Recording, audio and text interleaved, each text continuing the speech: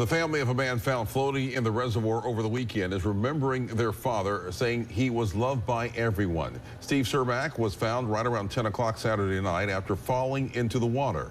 12 News' Cameron Smith spoke to Steve's sons as they remember their dad. Wide open, huh? Blow it wide open, buddy. That's Steve Cermak on his boat with his pet cockatoo Buddy on the Barnett Reservoir.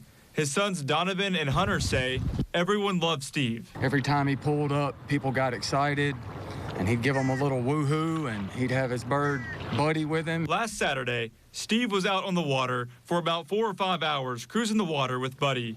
Later that evening, Steve was found floating in the water about 300 yards away from the boat.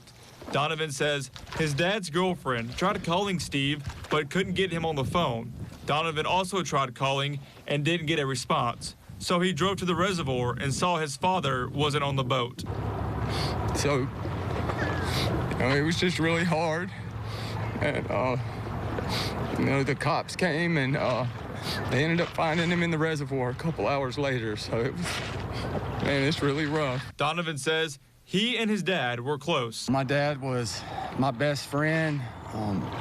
Honestly, I can't believe he's gone. Steve passed away due to a medical emergency. They're saying that it was a pulmonary embolism, I guess a blood clot, and they didn't find any water in his lungs or in his airways. So, that was one of the things that broke my heart. I thought that he had drowned, and I don't think that that's the case. I think that he passed away and fell into the water. Donovan says he lost his mom at 26.